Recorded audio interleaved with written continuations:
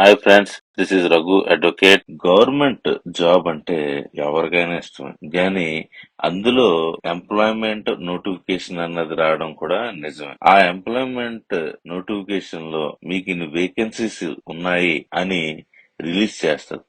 అది ఏ పద్ధతి ద్వారా రిలీజ్ చేస్తుంది, అలాగే ఉమెన్, పీడబ్ల్యూడి, ఎస్సీ, ఎస్టీ అందరూ, ఓసీ, బీసీ వీళ్ళందరి రిప్రజెంటేషన్ ఉన్నదా లేదా, అందులో ఈక్వల్ రిప్రజెంటేషన్ అన్నది ఉన్నదా లేదా, డిఫరెంట్ సోషల్ గ్రూప్స్ అన్నది నేను మీకు ఈ వీడియోలో ఎక్స్ప్లెయిన్ చేస్తాను ఫ్రెండ్స్. సాధారణంగా ఏ గవర్నమెంటే కాదు, పబ్లిక్ సెక్టర్ యూనిట్ అయినా నోటిఫికేషన్ రిలీజ్ చేసినప్పుడు రోస్టర్ సిస్టమ్ ని తప్పకుండా ఫాలో అయ్యి తీస్తుంది ఫ్రెండ్స్. ఆ రోస్టర్ సిస్టమ్ అంటే ఏంటో ఈ మధ్యన చాలా మంది హైలైట్ చేస్తున్నారు. ఎందుకంటే రీసెంట్ గా ఏపీఎస్సి అన్నది రోస్టర్ సిస్టమ్ అన్నది ఫాలో అవ్వలేదని, ఆ రోస్టర్ లో మిస్టేక్స్ ఉన్నాయని చెప్తున్నారు.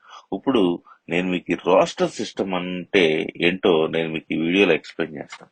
రోస్టర్ సిస్టమ్ అంటే గవర్నమెంట్ డిఫరెంట్ సోషల్ గ్రూప్స్ ని రిప్రజెంట్ చేయడానికి ఒక గవర్నమెంట్ జాబ్ లో వాడే ఒక టూల్ అండి. ఇది మీరు సెలెక్ట్ అయిన తర్వాత, జాబులోకి వెళ్ళిపోయిన తర్వాత ఓన్లీ సెలక్షన్ ప్రాసెస్ కాదు, మీకు ప్రమోషన్స్, మళ్ళీ ట్రాన్స్ఫర్స్, అలాగే appointment of judicial system and administrative roles లో కూడా ఈ రోస్టర్ సిస్టమ్ అన్నది వాడతారు. దీని వల్ల equality and equal representation of all which is a fundamental right అన్నది ఈ రోస్టర్ పద్ధతి ద్వారా ఇంప్లిమెంట్ అవుతుంది అనమాట.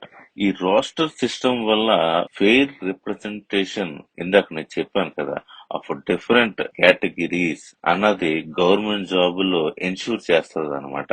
అలాగే మెయింటైన్ కోటా అంటే ఒక percentage of people has been represented through government jobs అన్నది తప్పకుండా ఫాలో అవుతుంది అనమాట. అలాగే ఒకవేళ వీళ్ళు డిఫరెంట్ సోషల్ గ్రూప్స్ అన్నది రిప్రజెంట్ చేయకపోతే రాజునేనే, దాని తర్వాత వచ్చే పాలన నాదే అన్న టైప్ లో మొనటోనస్ గా రాజు తర్వాత వాళ్ళ బిడ్డ, వాళ్ళ బిడ్డ తర్వాత వాళ్ళ బిడ్డ, ఇలాగా మొనటోనస్ గా అవ్వకుండా ఈక్వల్ రిప్రజెంటేషన్ అండ్ ఇంబ్యాలెన్స్ ని ప్రివెంట్ చేయడానికి ఈ రోస్టర్ పద్ధతి అన్నది ఫాలో అవుతారు. రీసెంట్ గా మనం ఆర్కే సబర్వాల్ కేసు మనం ఎక్కువ వింటూ ఉంటున్నాం అనమాట. అది మెయిన్ రోస్టర్ పద్ధతిలో ఒక కీ చేంజెస్ అన్నది తీసుకొచ్చింది అనమాట. అది కూడా నేను మీకు ఈ వీడియోలో ఎక్స్ప్లెయిన్ చేస్తాను ఫ్రెండ్స్. సాధారణంగా రోస్టర్ సిస్టమ్ అన్నది డిఫరెంట్ టైప్స్ ఉంటది అనమాట. అందులో 2 టైప్స్ మెయిన్ మనం మాట్లాడుకుందాం. ఈ 2 టైప్స్ ఎలాగా ఇంప్లిమెంట్ అవుతుంది అది కూడా నేను మీకు చెప్తాను friends. Roster system, post based roster system అన్నది ఒకటి, ఇంకోటి vacancy based roster system. Vacancy based roster system అన్నది నేను తర్వాత ఎక్స్ప్లెయిన్ చేస్తాను.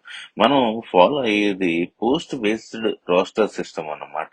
ఇది పోస్ట్ బేస్డ్ రోస్టర్ సిస్టమ్ యొక్క కీ ఫీచర్స్ ఏంటి అనుకుంటున్నారు? ఇది అన్ని పోస్టులకి, డిపార్ట్మెంట్ లో అన్నిటికీ అప్లై అవుతుంది అనమాట. ఈ రిజర్వేషన్ పోస్ట్ ఏదైతే పర్మనెంట్ గా అలాకేట్ చేస్తుందో స్పెసిఫిక్ కేటగిరీకి, అది పర్మనెంట్ గా ఉంటది అనమాట. అలాగే ఏదైతే రిజర్వేషన్ పోస్ట్ లో ఏమైనా వేకెన్సీ వస్తే ఆ వేకెన్సీలో ఆ రిజర్వ్డ్ కేటగిరీ ఏదైతే ఉన్నదో వాళ్ళే దీంట్లో మళ్ళీ ఫిల్ చేసేలాగా ఇది పోస్ట్ బేస్డ్ రోస్టర్ సిస్టమ్ అన్నది తోడ్పడుతుంది అనమాట. అలాగే ఓవర్ రిప్రజెంటేషన్ ఆఫ్ కేటగిరీని కూడా ఈ పోస్ట్ బేస్డ్ రోస్టర్ సిస్టమ్ అన్నది ఆపుతుంది అనమాట, ఎన్ష్యూర్ చేస్తుంది అనమాట. అంటే సోషల్ గ్రూప్స్ అన్నిటిని ఈక్వల్ గా రిప్రజెంట్ చేయడానికి ఈ పోస్ట్ బేస్డ్ రోస్టర్ సిస్టమ్ అనేది తోడ్పడుతుంది. Supreme Court RK Sabharwal versus state of Punjab over representation కూడా ప్రివెంట్ చేస్తుంది అనమాట. ప్రీ 1997 అంటే 1997 కి ముందర మనం వేకెన్సీ బేస్డ్ రోస్టర్ సిస్టమ్ అన్నది ఫాలో అయ్యేవాళ్ళం అనమాట. ఇప్పుడు అది అబాలిషన్. ఎందుకంటే రిజర్వేషన్ పాలసీస్ ఏదైతే అప్లై చేస్తున్నాం అది వేకెన్సీకి ఫిల్ చేయడానికి అంత తోడ్పడట్లేదు అనమాట. ఇందులో చాలా లాకునస్ అన్నది వస్తున్నాయి. ఆ ఇంప్లిమెంటేషన్ చేసే ఆ పద్ధతి ఏదైతే ఉన్నదో, general category, for example general category వాళ్ళు ఫిల్ చేస్తున్నప్పుడు నెక్స్ట్ ఒక ఓబీసీ గాని, ఎస్సీ గాని దాంట్లో రిక్రూట్ చేయడానికి డిలే అన్నది అవుతుంది అనమాట.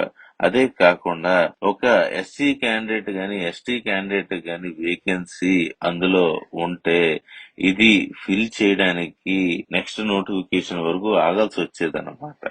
దీనివల్ల ఎన్నో లీగల్ ఆబ్లిగేషన్స్ వచ్చాయి ఫ్రెండ్స్. ఇప్పటి వరకు నేను post based roster system, vacancy based roster system అన్నది నేను మీకు ఎక్స్ప్లెయిన్ చేశాను. ఇప్పుడు అదే విధంగా వీటిని పక్క పక్కన పెట్టి వీటి డిఫరెన్స్ అన్నది ఏంటో కంపేర్ చేద్దాం friends. Post based roster system, ఇప్పుడు మనం ప్రస్తుతం ఫాలో అయ్యే పోస్ట్ బేస్డ్ రోస్టర్ సిస్టమ్, దానివల్ల ఇది ఇంప్లిమెంటింగ్ నేచర్ ఎలా ఉంటుందో నేను మీకు ఎక్స్ప్లెయిన్ చేస్తాను. ఇది ప్రతి కేటగిరీకి అప్లై అవుతుంది అన్నాడు, ప్రతి పోస్ట్ కి అన్నది పోస్ట్ బేస్డ్ రోస్టర్ సిస్టమ్ అన్నది అప్లై అవుతుంది అనమాట.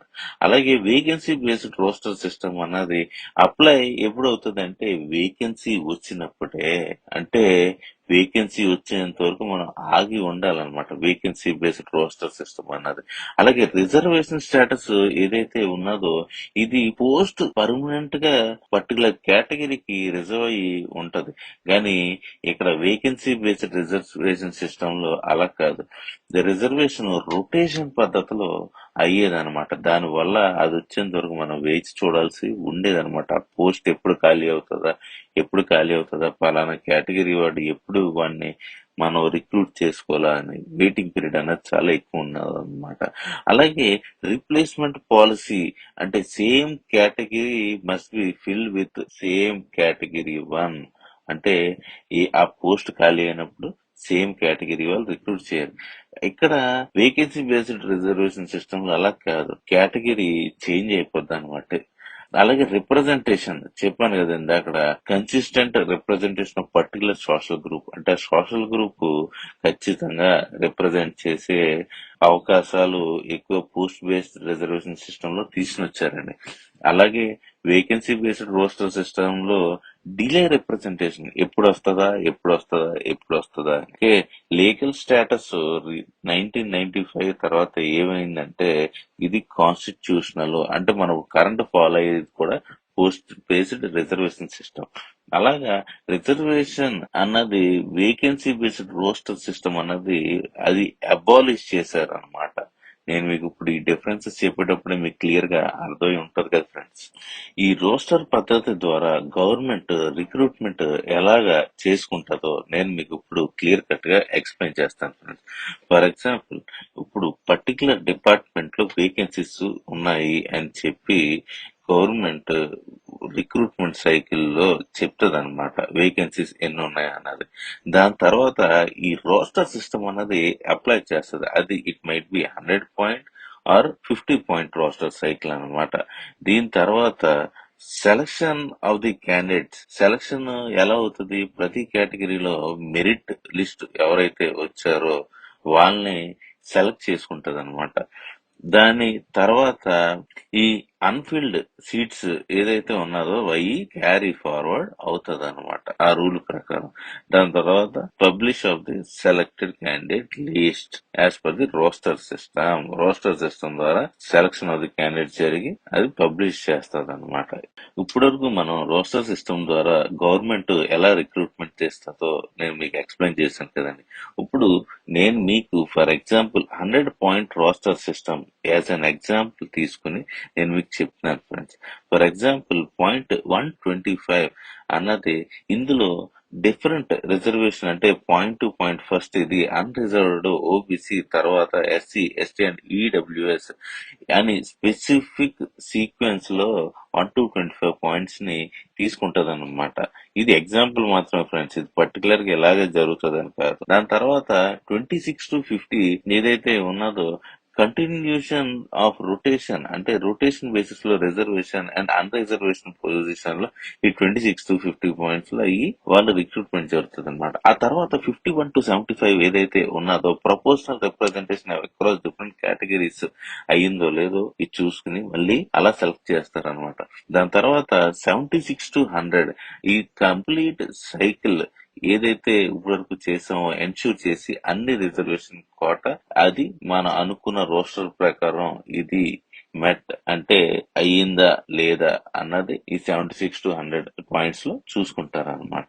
ఇది only an example friends, particular గా ఎలా జరుగుతుందనే కాదు, యాజ్ అన్ ఎగ్జాంపుల్ మీకు అర్థం అవడానికి చెప్తున్నానండి. ఇప్పటి వరకు మన రిజర్వేషన్ సిస్టమ్ అనేది రోస్టర్ బేస్డ్ రిజర్వేషన్ లో డిఫరెంట్ కేటగిరీస్ ఎలా సెలెక్ట్ అవుతారో ఎక్స్ప్లెయిన్ చేశాను ఫ్రెండ్స్. కానీ ఇప్పుడు ఉమెన్ కి వచ్చేటప్పటికి 33% కోటా అన్నది ఉంటది.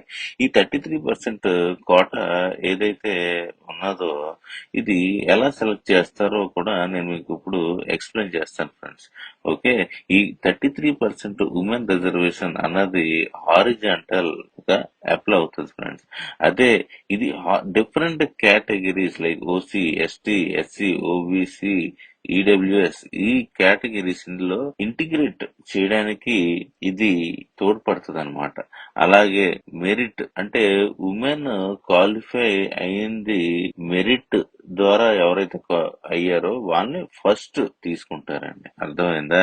కానీ సరిపడే అంత రాకపోతే ఎడిషనల్ గా ఇంకా ఇంక్లూడ్ చేస్తారు ఫ్రెండ్స్.